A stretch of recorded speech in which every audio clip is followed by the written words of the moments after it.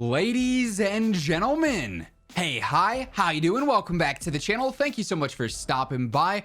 I'm gonna be honest, I feel like Call of Duty this year has to be taking notes because Modern Warfare 3, well, I think a lot of players were very skeptical going into this year with the game sort of, pre-launch looking and feeling like it's a DLC of MW2, and obviously MW2 not being a super well-received game post-launch.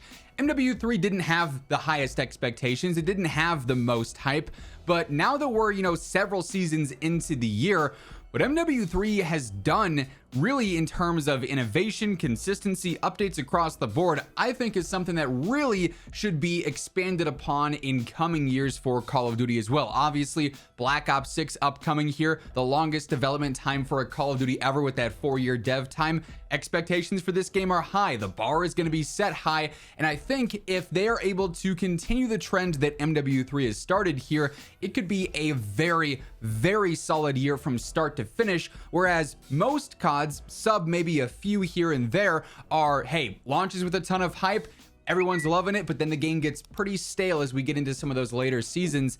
MW3 though doesn't necessarily have that same feeling, at least from certain standpoints, right? We all know MW3 had a super short dev time. 16 months is the reported time, which is basically half of what a standard COD would get. So when it launches with all remake maps from MW2 2009, and when it launches with relatively simple modes, you're like, okay, well, I guess I could see how this makes sense. The weapon count not super high. We don't have 50 plus weapons at launch or anything, but as the game has had more time to grow, as we've seen the launch of season 1, 2, 3, 4, so on and so forth, coming up on season 5 now, the post-launch of this game might actually, objectively, at least from a size standpoint and the amount of content, has been the best that we've ever seen in COD, which was not something I was expecting whatsoever. So post-launch support on MW3, first thing just right away, is something I feel like Call of Duty should take notes on, and this really should be the standard where we're seeing multiple new multiplayer maps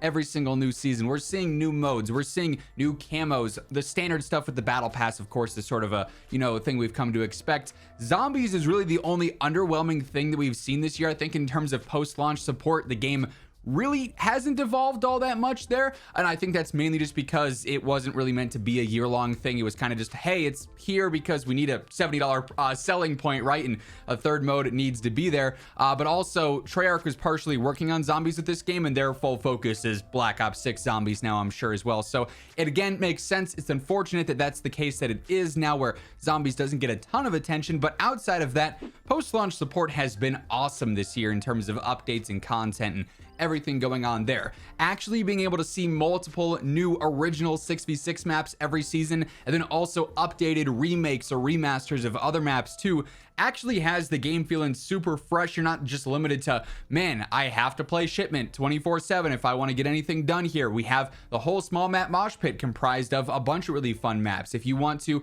play standard hardpoint, you got a ton of map rotations now, and a lot actually flow really well. Really surprising that that has been as consistent as it has been so far. I hope it keeps up for the final few seasons, but especially hope that keeps up in the coming years. The mode updates have also been really good this year, at least on the multiplayer front. I don't think Warzone's modes this year have been nearly as good. The rotations and the playlist updates this time around, not great when they're constantly removing squad sizes or sometimes removing certain maps, or they were at least earlier on this year before they completely removed Ashika. I think we've sort of regressed there in a sense, as opposed to Warzone 1, where I think a lot of the LTM updates and playlists were really cool.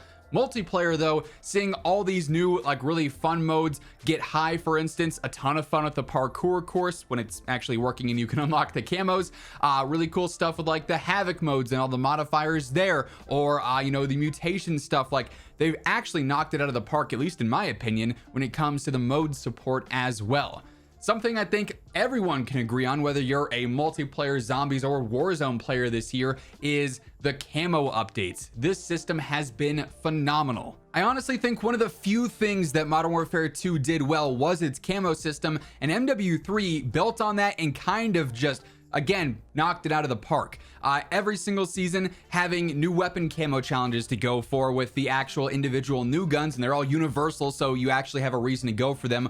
All of the event camos that are free to earn in most cases that actually look really cool. The seasonal mastery camos with the weekly challenges, that's absolutely awesome as well. Some of the secret stuff and bonus updates that have also debuted that end up having some camos tied to them. I think camos are one of the most valuable unlocks you can get within Call of Duty, since obviously you're seeing it every single game, and the design of a lot of them is there, having animated camos and really cool flashy ones, really cool there. Then also the amount of them too really just gives you something to constantly be going for if you're interested in that stuff. Some players don't care about camos, and if that's you, that's fine, do your thing. But I think for those that do care about them, which I think is a lot of players, this year has been awesome for the camo grinds that have been introduced throughout.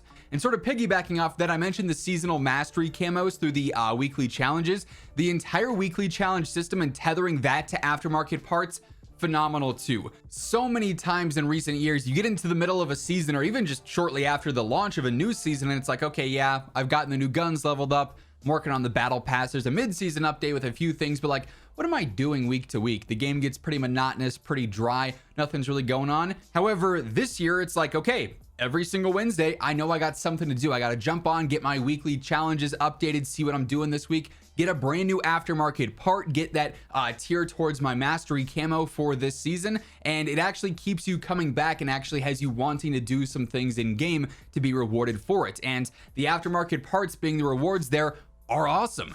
Some aftermarket parts, not all that great. A lot of them though, really cool and really fun. And I love the fact that it's basically in a lot of cases adding in a new weapon to the game. And really, if there is one thing in specific that Black Ops 6 takes away from MW3 and implements, I think it's got to be aftermarket parts and the weekly updates there with everything going on with that, because I think that system is so good, and Sledgehammer absolutely crushed it with that. One of the coolest innovations that we've seen in some time, and just aftermarket parts in general, as mentioned. Basically, additional weapons being added in on a week-to-week basis actually gives me a reason to keep coming back week to week to grind the game and maybe play some modes that I wouldn't usually, because I want to get these unlocks done. Then lastly, an actual Warzone specific thing that I hope we continue on, even just in upcoming seasons, but then also into upcoming games again, is the new reward system they just added in. Obviously, the Season 4 Warzone challenges dropped, and with that, we got a couple of really cool, like, mastery camos in a sense. I love the look of all of them. You guys see me rocking them in the gameplays a ton, and this is something we really haven't seen before. Warzone specific, like, grindable camos and unlocks there. I think that's awesome as well. Once more, keeps me coming back and keeps me doing unique things. Some of the challenges actually took me some time, like going through and getting 10 wins or whatever, 20 wins without going to the gulag at all.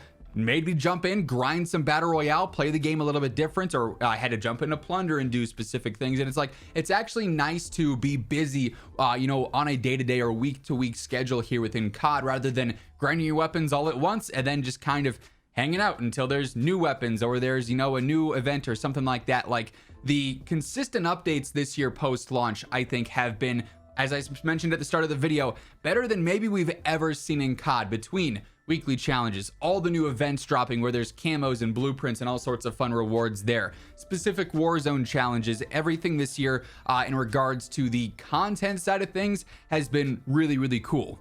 Obviously, outside of content, this is a standard Call of Duty in terms of what's been going on. The servers still not getting all that much attention. Anti-cheat still very underwhelming. But from a content POV specifically, I think a lot could be learned from this year, and hopefully it's a trend that continues in the coming years. That being said, that's gonna wrap things up for this video. If you enjoyed it, do me a favor, drop a like. It's always really appreciated. And if you're new to the channel, be sure to hit that subscribe button on your way out. I got you covered every single day with all things going on in Call of Duty. But once again, thank you so much for tuning in, and until next time, take it easy, have an awesome rest of your day, and I'll catch you later. Peace out.